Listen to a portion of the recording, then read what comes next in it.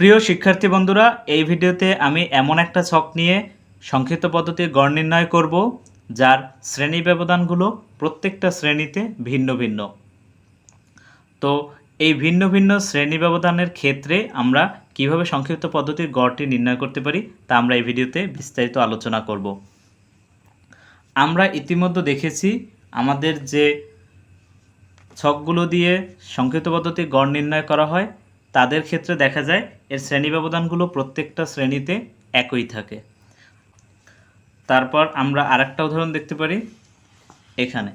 তো এই দুটোর ক্ষেত্রে দেখা যাচ্ছে এর শ্রেণী ব্যবধান একই, কিন্তু আমাদের এই যে আমরা যে উদাহরণটা নিয়েছি এর শ্রেণী ব্যবধান ভিন্ন ভিন্ন। তো আমরা প্রথমেই আগে শিখে নেই যে কিভাবে শ্রেণী ব্যবধান নির্ণয় করতে হয়। আমরা এখানে দেখতেছি এখানে শ্রেণী ব্যবধান হলো 30 থেকে 35, তারপর 36 থেকে 41, 42 থেকে 47। তো এখানে প্রথমে 30 থেকে 35 এর শ্রেণী ব্যবধানটা হঠাৎ দেখলেই মনে হতে পারে যে এখানে শ্রেণী ব্যবধান 5। আসলে না, এখানে আমাদের দেখতে হবে যে এটা কি বিচ্ছিন্ন শ্রেণীসীমা নাকি অবিচ্ছিন্ন শ্রেণীসীমা। যদি আমাদের কোনো শ্রেণীর সর্বোচ্চ সীমা এবং পরবর্তী শ্রেণীর সর্বনিম্ন সীমা যদি একই হয় সেটাকে আমরা বলি অবিচ্ছিন্ন শ্রেণীসীমা। যেমন আমাদের এই উদাহরণটিতে আমাদের সর্বোচ্চ সীমা এবং পরবর্তী শ্রেণীর সর্বনিম্ন সীমা একই, সুতরাং এটা হলো অবিচ্ছিন্ন শ্রেণীসীমা। কিন্তু আমাদের এখানে সর্বোচ্চ সীমা এবং পরবর্তী শ্রেণীর সর্বনিম্ন সীমা ভিন্ন, সুতরাং এটা হলো বিচ্ছিন্ন শ্রেণীসীমা। তো এখন এই বিচ্ছিন্ন অবিচ্ছিন্নর ক্ষেত্রে আমরা শ্রেণী ব্যবধানটা একটা জটিল প্রক্রিয়ায় নির্ণয় করি। যেমন এখানে যেহেতু আমাদের বিচ্ছিন্ন শ্রেণীসীমা, সুতরাং আমরা এই 30 থেকে গণনা শুরু করব। 30, 31, 32, 33, 34, 35। তো আমাদের এখানে 6 কর হলো, অর্থাৎ এর শ্রেণী ব্যবধান 6। কিন্তু আপাতদৃষ্টিতে হঠাৎ যেন মনে হয়েছিল যে এখানে শ্রেণী ব্যবধান 5। তারপর আমরা যদি এটার শ্রেণী ব্যবধানটা নির্ণয় করি অবিচ্ছিন্ন শ্রেণীসীমার, তো আমরা এখন দেখতেছি এইখানে 35 আছে, এখানেও 35 আছে, অর্থাৎ এখানে একটা সংখ্যা কমন, সেটা হলো 35। তো সুতরাং আমরা যদি এখান থেকে গণনা শুরু করি 31, 32, 33, 34, 35, তাহলে আমাদের শ্রেণী ব্যবধান দাঁড়ায় 5। আবার আমরা যদি এইটা থেকে গণনা শুরু করি 35, 36, 37, 38, 39, এখানেও শ্রেণী ব্যবধান 5 দাঁড়াইতেছে, অর্থাৎ এখানেও শ্রেণী ব্যবধান 5 হচ্ছে। তো একটা জিনিস দেখা যাচ্ছে এখানেও 35 আছে, এখানেও 35 আছে, আমরা দুই ক্ষেত্রেই আমরা 35টাকে হিসাবে নিচ্ছি, সুতরাং একটা সংখ্যা আমাদের এখানে দুইবার কাউন্ট হইতেছে। তো সুতরাং এই পদ্ধতিটা ভুল। তখন আমরা কি করি, তখন আমরা যেহেতু এইখানে আমাদের 1 রিপিট হইতেছে, অর্থাৎ আমাদের কমন আছে 1, ও এজন্য আমরা এখানে 1 বাড়িয়ে, অর্থাৎ আমরা 32 থেকে গণনা শুরু করি 32, 33, 34, 35। তো আমাদের দেখা গেল এখানে শ্রেণী ব্যবধান 4। তো আমরা এই ঝামেলা এড়িয়ে আমরা অন্য একটা পদ্ধতিতে আমরা হিসাব করব। সেটা হলো সব সময় আমরা এই যে শ্রেণীটা, অর্থাৎ কোনো শ্রেণীর আমরা একটা শ্রেণী ব্যবধান নির্ণয় করতে চাইলে পরবর্তী শ্রেণীর নিম্নসীমা থেকে এই শ্রেণীর নিম্নসীমা বাদ দিয়ে দেব, পরবর্তী শ্রেণীর নিম্নসীমা থেকে এই শ্রেণীর নিম্নসীমা বাদ দিয়ে দেব। তখন যে আমরা ব্যবধানটা পাবো, অর্থাৎ এই যে বিয়োগফলটা পাবো, সেটাই হলো আমাদের শ্রেণী ব্যবধান। আর এটাই সবচেয়ে সহজ পদ্ধতি। আমরা বিচ্ছিন্ন শ্রেণীসীমায় করি আর অবিচ্ছিন্ন শ্রেণীসীমায় করি, অর্থাৎ দুই ক্ষেত্রেই আমাদের এরকম 1 বাড়িয়ে কমিয়ে গণনার কোনো ঝামেলা করতে হবে না। আমরা শুধু করব পরবর্তী শ্রেণীর নিম্নসীমা থেকে এই শ্রেণীর নিম্নসীমা বাদ দিয়ে দিলেই, অর্থাৎ বিয়োগ দিয়ে দিলেই আমরা এর শ্রেণী ব্যবধানটা বা প্রকৃত শ্রেণী ব্যবধানটা আমরা পেয়ে যাব। তো আমরা সেই পদ্ধতিতে আমরা আমাদের যে কাঙ্ক্ষিত উদাহরণ, সেই উদাহরণটার আমরা শ্রেণী ব্যবধানগুলো আমরা যদি নির্ণয় করি, আমরা অলরেডি এগুলো নির্ণয় করে রেখেছি আমাদের শিটে। তো আমাদের শিট থেকে আমি দেখিয়ে দিচ্ছি। তো 50 থেকে 60 এই শ্রেণীর শ্রেণী ব্যবধান।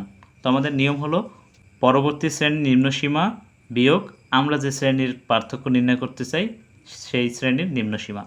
তো আমাদের প্রথমটার ক্ষেত্রে পরবর্তী শ্রেণীর নিম্নসীমা হলো 60 এবং আমাদের যে শ্রেণীর পার্থক্য নির্ণয় করতে হবে তার শ্রেণী সীমা হলো 50।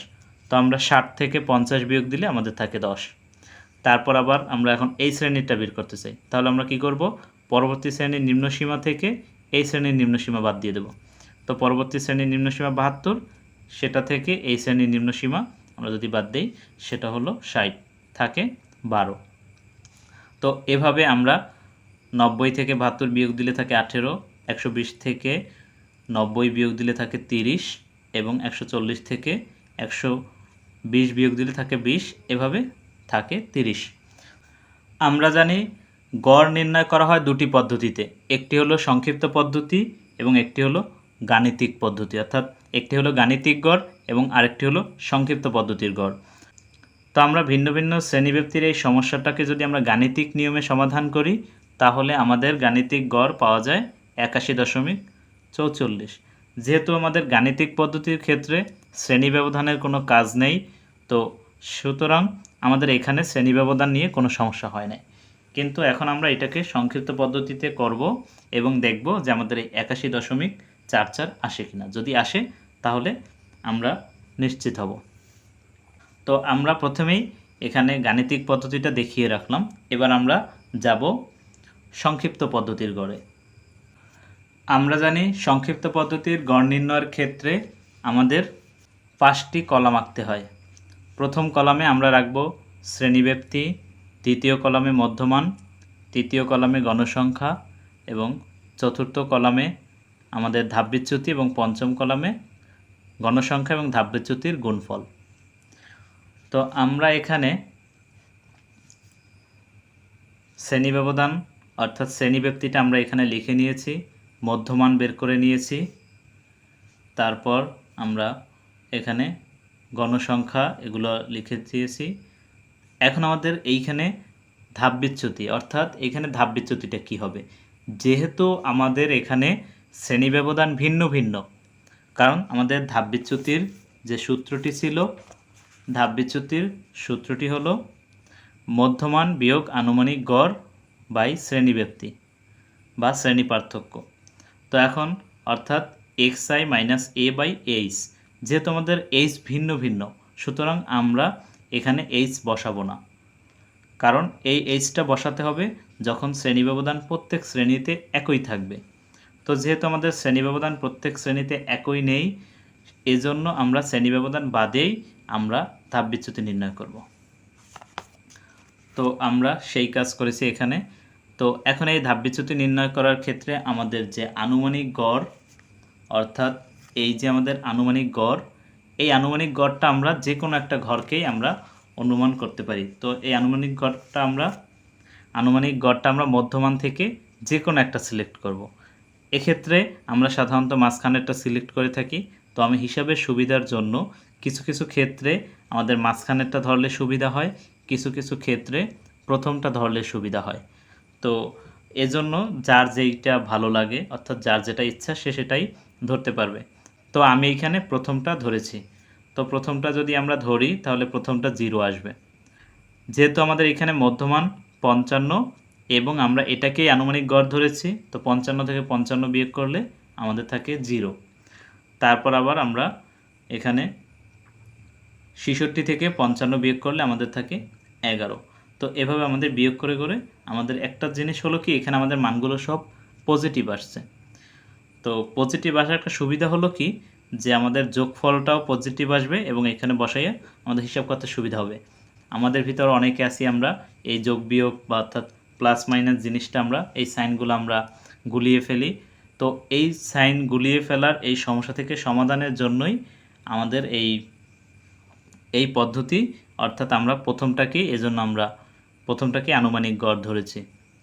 এখন আমরা এই যে মানগুলো পেয়েছি এর সাথে এবার আমরা গণসংখ্যা এবং ধাপবিচ্যুতি, অর্থাৎ এই দুটো যদি আমরা গুণ করি, এই দুটো গুণ করলে 0, এই দুটো গুণ করলে 555, এই দুইটা গুণ করলে 1560, তারপর 1000, তারপর 1050, 600, এই সবগুলোকে আমরা যদি যোগ করি তাহলে আমরা পাই 4760। এবং এখানে আমরা যে পেয়েছি এই মানগুলো আমরা যদি পাশে লিখে দেই সেটাও খুব ভালো হয়। তো তো আমরা এখানে পাশে লিখে দিলাম A55 আমাদের n অর্থাৎ গণসংখ্যার সমষ্টি হয়েছে 180। এখানে গণসংখ্যা ও ধাপবিচ্যুতির গুণফলের সমষ্টি হয়েছে আমাদের 4760। এখন আমাদের সংক্ষিপ্ত পদ্ধতির গড়ের সূত্র, আমাদের সংক্ষিপ্ত পদ্ধতির গড়ের মূল সূত্র ছিল এটা, x বার সমান a plus summation fi ui by n into h। যেহেতু আমাদের শ্রেণী ব্যবধান এক একটা শ্রেণীতে এক এক রকম অর্থাৎ ভিন্ন ভিন্ন, তো সেক্ষেত্রে আমরা এই শ্রেণী ব্যবধান বাদ দিয়েই আমরা অঙ্কটা করব, কারণ কি আমাদের ধাপ বিচ্যুতির ভিতরে আমরা শ্রেণী ব্যবধান নেইনি। তো এই জন্য আমরা এখানেও মূল সূত্র আমরা শ্রেণী ব্যবধান নিব না। তো এখন আমরা এই 55 বসাইলাম, তারপরে সমষ্টি 4760 বসালাম এবং এখানে n এর মান সেটাও আমরা বসিয়ে দিলাম। তো আমরা জানি যে বদমাশ বা সরলের নিয়ম অনুসারে প্রথমে ভাগের কাজ করতে হবে। তো আমরা সেই ভাগের কাজটা আমরা যদি করে নেই, তো এটাকে ভাগ করলে হয় 26.44 এবং তার সাথে 55 যোগ করলে 81.44। আমরা ইতিমধ্যে গাণিতিক পদ্ধতিতে দেখেছিলাম যে গাণিতিক পদ্ধতিতে গড় 81.44 এবং আমাদের সংক্ষিপ্ত পদ্ধতিতে গড় 81.44 এসেছে। সুতরাং এই পদ্ধতিটা একেবারে সঠিক। আপনারা এই পদ্ধতিতেই আপনাদের সংক্ষিপ্ত পদ্ধতির গড় এভাবে নির্ণয় করতে পারেন। যদিও সাধারণত এসএসসি পরীক্ষায় এই ধরনের ব্যতিক্রম জিনিস খুব একটা আসে না, তারপরও যদি আপনারা শিখে রাখেন দেখা যাবে যে বিভিন্ন রকমের সমস্যা আপনারা আর পড়বেন না। আশা করি আপনাদের ভিডিওটি ভালো লেগেছে। এরকম বিভিন্ন রকম ভিডিও পেতে আমাদের চ্যানেলের সাথেই থাকুন এবং আমি আপনাদের সুবিধার জন্য পুরো পরিসংখ্যান অধ্যায়ের উপর আমি সুন্দর একটা নোট করেছি। সেই নোটের ভিতরে আমি সব সূত্রগুলো এইখানে অন্তর্ভুক্ত করেছি। যতগুলো সূত্র আমাদের সাধারণত প্রয়োজন হয় এখানে সব সূত্রগুলো বলা আছে। তারপর এইখানে আমাদের যে কোনো শ্রেণী ব্যবধান কীভাবে নির্ণয় করতে হবে সেই সূত্রটা আমরা এখানে বলে দিয়েছি। তারপর আমরা এইখানে এই যে সূত্রের যে প্রতীকগুলো এইচ মানে কি, শ্রেণী ব্যবধান এবং এর কতগুলো নাম হতে পারে, এই দেখেন এর নাম হতে পারে শ্রেণী ব্যবধান, শ্রেণীব্যপ্তি, শ্রেণী পার্থক্য, অর্থাৎ যতগুলো নাম হতে পারে সেগুলো আমরা এখানে অন্তর্ভুক্ত করেছি। তারপর আমরা এখানে প্রত্যেকটা প্রতীক বা চিহ্নের নামগুলো আমরা এখানে ভালোভাবে সংযুক্ত করেছি এবং যখন আমরা প্রত্যেকটা ভিন্ন ধরনের, অর্থাৎ আমরা যখন গাণিতিক গড় করব, আমরা মধ্যক করব, প্রচুরক করব, সেখানেও আমরা এই সূত্রের পরিচিতিগুলো ওখানেও আমরা দিয়ে দিয়েছি। এরপর আমাদের এই শীটে কি থাকছে, এই শীটে আমাদের থাকছে গুরুত্বপূর্ণ সংজ্ঞাসমূহ, অর্থাৎ আমাদের উপাত্ত কাকে বলে, তথ্য কাকে বলে, চলক কাকে বলে, পরিসংখ্যান কাকে বলে, লেখচিত্র, সারণী, তারপর শ্রেণী ব্যবধান, তারপর আমাদের ক্রমযোজিত গণসংখ্যা কি, তারপর অবিচ্ছিন্ন চলক, এইগুলো খুব বেশি একটা আসে আপনার ক নম্বরে, এগুলো আসে সৃজনশীলের। বিচ্ছিন্ন চলক কি, পরিসর কি, শ্রেণী মধ্যমান কি, এরপর একটা প্রশ্ন আসে কেন্দ্রীয় প্রবণতা কি। তো এরকমের গুরুত্বপূর্ণ সংজ্ঞাগুলো আমি এই ছকে অ্যাড করে দিয়েছি। এরপর আমাদের আসলে যত প্রকার এই উদাহরণগুলো করা সম্ভব হয় বা যত রকমের সাধারণত প্রশ্ন এসে থাকে সব প্রশ্নগুলো আমরা এই শীটে বা এই নোটে আমরা অ্যাড করার চেষ্টা করেছি। তো আমাদের যদি এই রকমের সব উপাত্তগুলো দেওয়া থাকে আমরা সেগুলো কীভাবে সাজাইয়া এইরকম গণসংখ্যা নিবেশন সারণী তৈরি করব সেটা আমরা এখানে তুলে ধরেছি।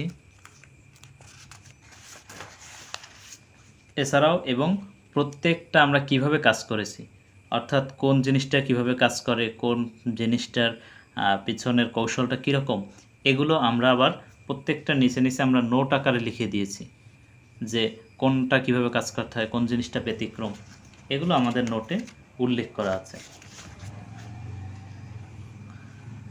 তারপর যদি এরকমের থাকে প্রশ্নে শ্রেণী ব্যবধান না দেওয়া থাকে তখন আমাদের কিভাবে করতে হবে সেটাও আমরা এখানে উল্লেখ করেছি।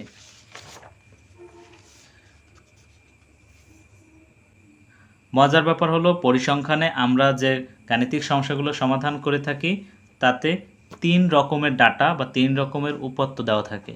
তো সেই 3 রকমের উপাত্তগুলো কীরকম আমরা সেগুলো এখানে তুলে ধরেছি। যেমন থাকতে পারে গণসংখ্যাবিহীন শ্রেণীবিন্যস্ত নয় এমন উপাত্ত, থাকতে পারে গণসংখ্যা সহ শ্রেণীবিন্যস্ত নয় এমন উপাত্ত, অথবা অথবা থাকতে পারে যে শ্রেণীবিন্যস্ত এবং গণসংখ্যা সহ। তো এই 3 ধরনের ডাটা সাধারণত হয়ে থাকে পরিসংখ্যানের ক্ষেত্রে, এবং এই 3 ধরনের ডাটা ব্যবহার করেই আমরা প্রত্যেকটা অঙ্ক করেছি। অর্থাৎ আমরা এই 3 ধরনের ডাটা ব্যবহার করে আমরা গাণিতিক গড় বের করেছি। এই 3 ধরনের ডাটা ব্যবহার করে আমরা মধ্যক, প্রচুরক, গড় এগুলো নির্ণয় করেছি। এবং এই 3 ধরনের শুধু ডাটাই নয়, এর ভিতরে যে বিচ্ছিন্ন শ্রেণীসীমা, অবিচ্ছিন্ন শ্রেণীসীমা, এই ব্যাপারগুলো আমরা এখানে তুলে ধরেছি। এবং আমরা এটাও তুলে ধরেছি যে প্রত্যেকটা শ্রেণীতে, এই যে আমরা উদাহরণটা আজকে করলাম, এই উদাহরণটা অর্থাৎ প্রত্যেকটা শ্রেণী ব্যবধান যদি ভিন্ন হয়, সেক্ষেত্রে আমাদের মধ্যক, প্রচুরক, গাণিতিক গড়, সংক্ষিপ্ত পদ্ধতির গড়ে কি পরিবর্তন হবে সেটাও আমরা এখানে তুলে ধরেছি। এবং সর্বশেষ আমরা এই ছকে ছবিগুলো, অর্থাৎ এখানে যে আমাদের গ্রাফ আঁকতে হয়, আয়তলেখ, তারপর বহুভুজ, সেগুলোর নিয়ম আমরা এখানে অন্তর্ভুক্ত করেছি। এখানে বহুভুজ আঁকতে হয় কীভাবে, অতিভুজ, অজীব রেখা কীভাবে আঁকতে হয়, এগুলো সব আমরা এখানে অন্তর্ভুক্ত করেছি। আপনারা এই নোটটি কিভাবে সংগ্রহ করবেন, অর্থাৎ এই নোটের পিডিএফটা কিভাবে সংগ্রহ করবেন, তা আমি কমেন্ট বক্সে এবং ডেসক্রিপশনে বিস্তারিত বলে দেব। আপনারা খুব অল্প মূল্যে আপনারা এই নোটটি বা এই শীটটি সংগ্রহ করতে পারবেন। তো আমি মনে করি সকলের শীটটি সংগ্রহ করা উচিত। এখানে সব ধরনের উদাহরণগুলো নিয়ে আমি আলোচনা করেছি, যাতে আপনাদের মনে কোনো প্রশ্ন না থাকে, এবং প্রত্যেকটি উদাহরণের নিচে আমি নোট দিয়ে দিয়েছি, যাতে আপনারা নোট পড়ে যে কোনো কেউ এই উদাহরণগুলো দেখে পুরো পরিসংখ্যান বিষয়টা আপনারা একেবারে পরিষ্কার এবং স্বচ্ছভাবে বুঝতে পারেন। তো এতক্ষণ ভিডিওটি ধৈর্য ধরে দেখার জন্য ধন্যবাদ।